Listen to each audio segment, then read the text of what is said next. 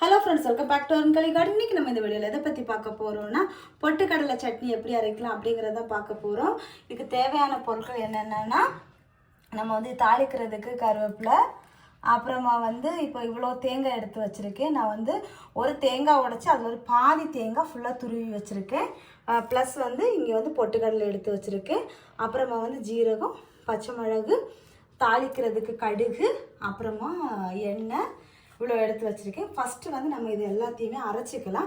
அரைச்சிட்டு வந்து நம்ம வந்து தாளித்து மட்டும்தான் நம்ம ஊற்ற போகிறோம்.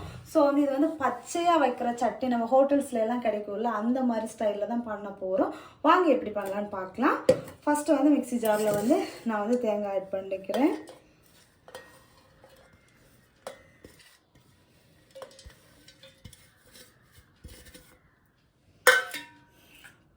அடுத்தது நம்ம பொட்டுக்கடலை ஆட் பண்ணிக்கலாம்.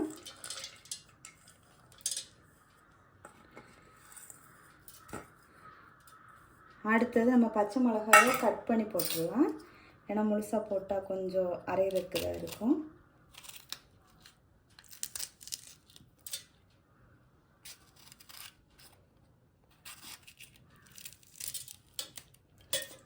அப்புறமா இந்த சட்னிக்கு தேவையான அளவு சால்ட் ஆட் பண்ணிக்கிறேன். ஒரு நிமிஷம்.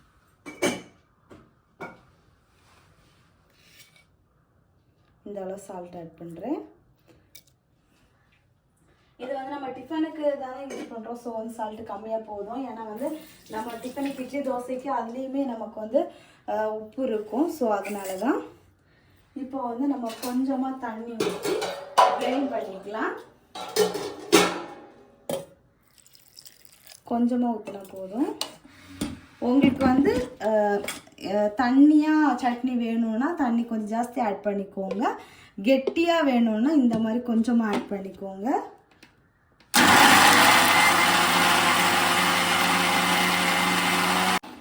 அவ்வளோதான், அரைச்சாச்சு. இனி நம்ம வந்து எந்த பாத்திரத்தில் சர்வ் பண்ணுவோமோ அதுலேயே மாற்றிக்கலாம்.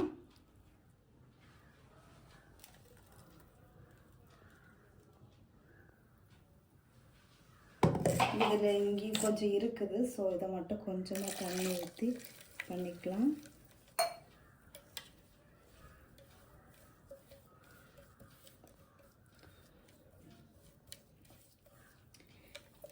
இந்த ஸ்டேஜில் நீங்கள் வந்து உப்பு வேணுன்னா டேஸ்ட் பார்த்துக்கோங்க. எனக்கு இந்த மாதிரி கெட்டியாக இருக்கிறதான் பிடிக்கும். ஸோ அதனால் நான் இந்த மாதிரி வச்சுருக்கேன்.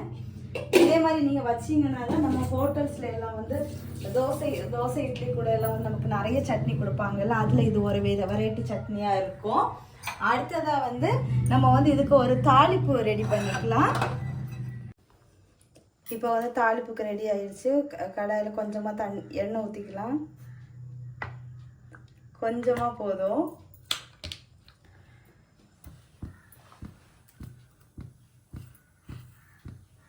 கொஞ்சமாக இவ்வளோ வந்து கடுகு ஆட் பண்ணிக்கிறேன். கூட கடுகு, உளுத்தம்பருப்பு இந்த மாதிரி நீங்கள் எந்த மாதிரி தாளிப்பீங்களோ அந்த மாதிரி தாளிச்சுக்கோங்க. காஞ்ச வத்தல் இருந்துச்சுன்னா அது ஒரு வத்தல் வந்து கிள்ளி போட்டுக்கோங்க. அப்போ வந்து கொஞ்சம் நல்லா மணமாக இருக்கும்.